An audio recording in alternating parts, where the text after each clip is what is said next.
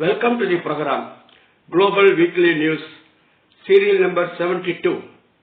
Well, comrades and friends, we are nearing Deepavali. Deepavali is a festival supposed to have destroyed, killed, extinguished Naragasura. There are modern Naragasurans in the world. You know, US imperialism, the warmongering, the Israel, which is committing many war crimes and is refusing to facilitate the international humanitarian aid to the affected Palestinian people. And of course, our communal, authoritarian, fascist character, Narendra Modi. They are all modern Naragasurans. Let us pledge to destroy such modern Naragasurans in the world. Thank you, comrades. Global Weekly News, serial number 72. First, automobile workers' success in USA. The automobile workers of Ford, General Motors and Stellantis in United States of America belong to United Arab Workers Union, UAW. They concluded a wage agreement through strikes. The wage agreement was signed on 30th October. Strike was expanded in a paced manner since 15th September. Now the per hour wages will be $40. New wage agreement will expire on 30th April 2028. The idea is to go on strike from May Day in 1928 if no settlement is reached. In 2028, UAW, United Auto Workers Union, will establish collective bargaining rights for not only the three large companies but also 2 or 3 more large automobile companies. Compared to 2019 Ford agreement, now through new agreement, 4 times more gains were achieved in Ford. Belvedere plant of 1,200 workers, which remained closed, is now reopened through the agreement. Stellantis company not only gave up the idea of closure of 2 of its plants, but also increased job opportunities in those plants. Temporary workers' wages were revised 168% and regular workers' wages were enhanced 25%. Electric batteries for car manufacturing workers, they are also included in the agreement. United Auto Workers Union announced that this agreement is more than just an agreement. It's a call to action to workers everywhere to organize and to fight for a better life. Comrades, let us look at the UN resolution on Cuba. On 2nd November, 187 nations voted for a UN General Assembly resolution to end the cruel and illegal 60+ year US blockade on Cuba. Only US and Israel voted against the resolution. Ukraine is the only state to abstain from voting. Due to the US imposed blockade on Cuba, there are shortages of goods such as food and medicines. Cuban Foreign Minister announced the victory of the resolution confirms full isolation of United States due to its illegal, abusive and morally unsustainable policy.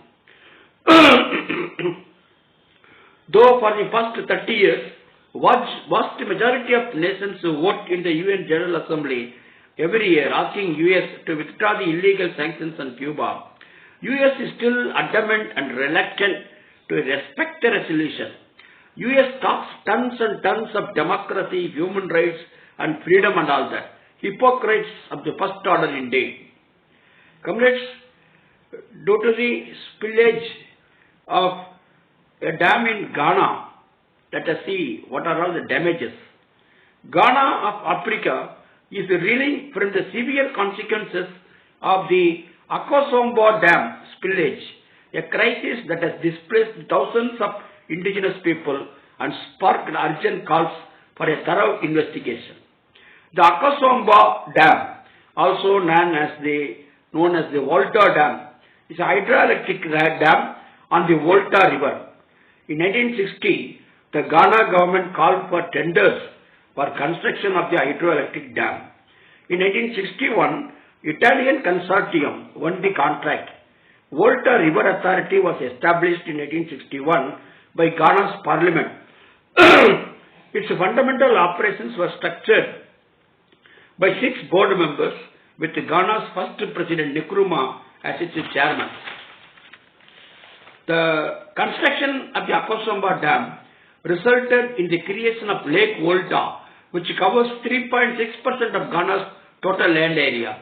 Lake Volta was formed between 1862 and 1866 and necessitated the relocation of about 80,000 people who represented 1% of the population.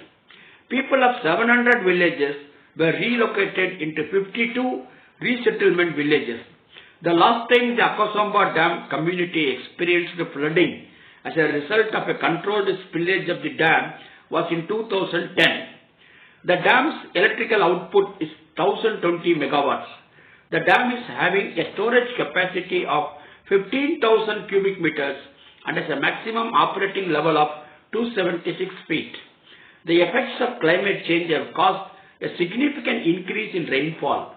Faced with the risk of dam failure, the spillage exercise commenced on 15th September, initially at a discharge rate of 183,000 cusecs, that is cubic feet per second, 183,000 cusecs, and later on increased on 9th October due to the continuous rise of the water level. 31,000 people were displaced. Their homes were damaged heavily. The spillage has also had a profound impact on education in the region. Schools have been forced to close, leaving students without access to education.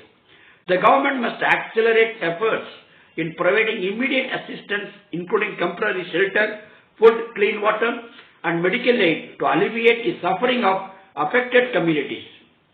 The vulnerability of communities living near major dams and the urgent need for comprehensive disaster management plan shall be kept in mind before going for such large dams, etc., anywhere in the world. Comrades, let us look at the important resolution passed by CWFI All India Office Bearers Meeting. Construction Workers Federation of India expresses serious concern at the reports that talks are going on between India and Israel over sending construction workers from India to work in Israel in place of Palestinian workers who are not in a position to work since the Israeli war on Palestine. It is reported that Israeli authorities have ordered Palestinian workers working in different sectors in Israel with work permits to leave as part of their attacks on Palestinians. While the Israeli Builders Association has asked for 50,000 to 1 lakh Indian construction workers to replace Palestinian workers, it is reported that Israel and India are negotiating about sending 15,000 Indian construction workers to Israel. CWFI strongly objects to any attempt to send the poor construction workers of our country to Israel to overcome its shortage of workers and anyway support its genocidal attacks on Palestine, killing thousands of innocent people, including children and women. CWFI demands that Indian government support the UN resolution calling for immediate ceasefire, Palestinian state with 1967 borders and East Jerusalem as its capital. Construction Workers Federation of India, CWFI demands the government of India to use its diplomatic relations with Israel to abide by the UN resolution instead of negotiating for sending construction workers to that country. CWFI calls upon all the construction workers and people of India to protest on 15th November against the moves to put the lives of construction workers at risk by sending them to Israel. CWFI stands in solidarity with the working class and the people of Palestine under genocidal attack by Israel with the full backing of the USA and other imperialist countries. Comrades, in the capitalist countries also, the crisis is sharpening. The intensification of the contradiction between capital and labor that is taking place. Let us see the example of Canada. Canada workers on strike. About 420,000 public sector workers went on strike in Canada on 6th November as part of a one-day walkout to protest the government's latest contract offer disrupting schools, healthcare facilities and social services. Workers formed a common front of major four trade unions.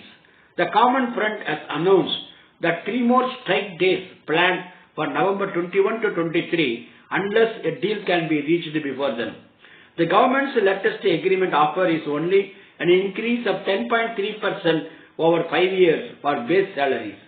The common front has called for an increase closer to 20% over the next 3 years.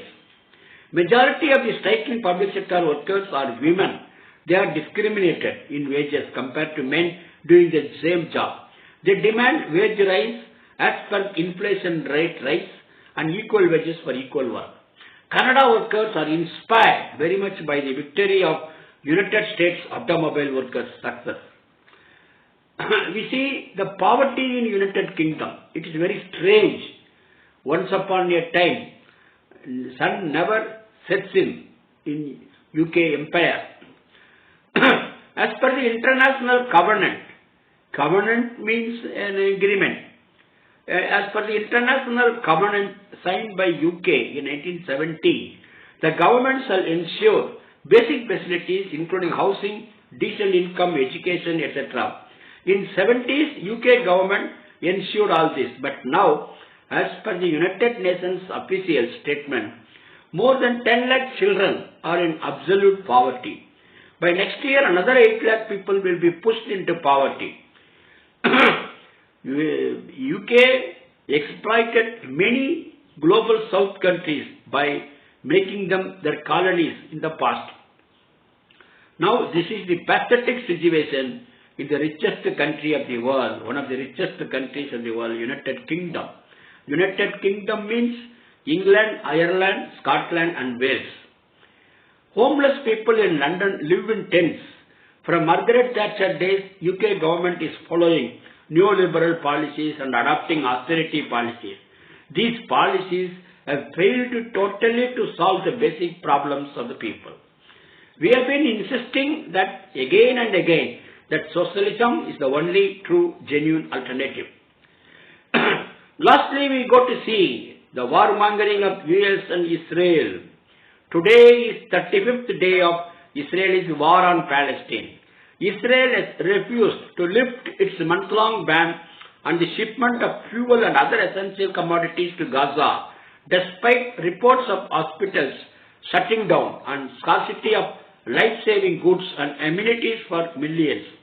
In the hospitals, without even anesthesia, operations being carried out. The old draconian method of the old ages, you see. On 7th November, the International Committee of the Red Cross stated that their convoy carrying humanitarian aid to hospitals in the besieged Palestinian territory came under attack.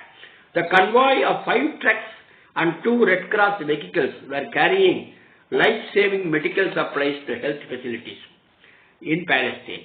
International aid agencies have been supplying limited humanitarian aid through the Egyptian border at tremendous risk.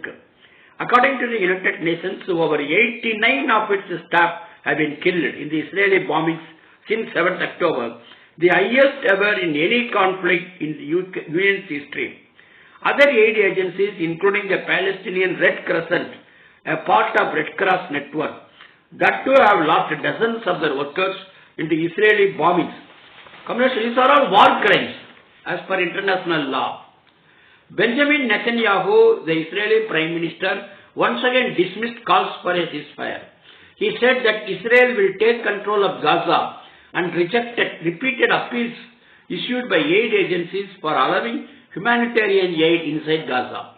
The Group 7 meeting, US, UK, Italy, Germany, Canada, Japan, France, the richest 7 nations of the world, the G7 meeting, Group 7 meeting, held in Japan on 8th and 9th November, also issued calls for humanitarian pause while completely supporting the Israeli war in Gaza. This is just a drama, comrades. Pause is interim ceasefire, not full ceasefire.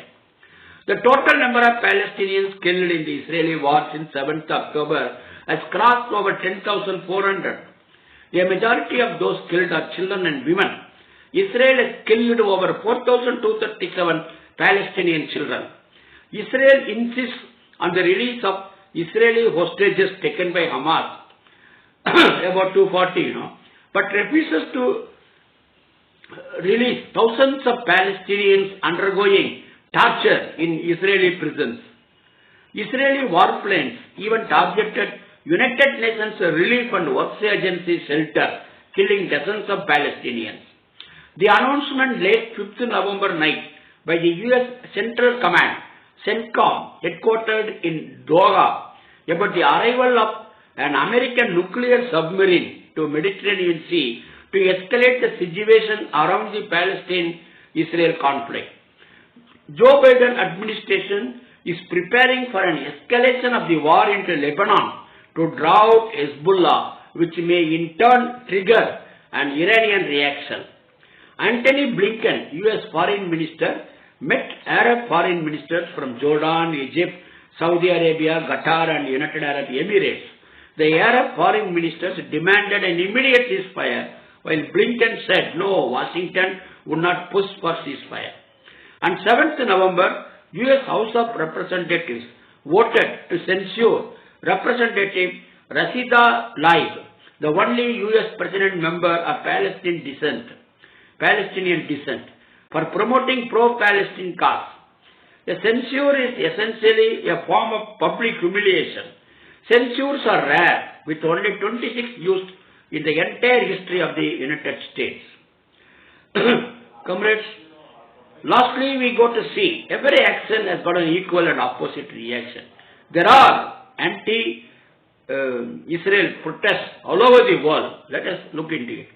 In Jakarta of Indonesia, more than 20 lakh people protested in Central Freedom Square on 5th November in support of Palestine. As per the call of the International People's Assembly, in 300 cities around the world, people protested in support of Palestine on 4th November.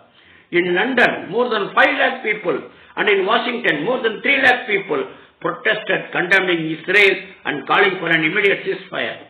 Again on 9th November, US people will again go for protests in support of Palestine. Bolivia has severed its ties with Israel. South Africa, Chile, Colombia, Honduras, Jordan, Bahrain, Turkey have called back their ambassadors from Israel. See you, comrades. Thank you. Salam.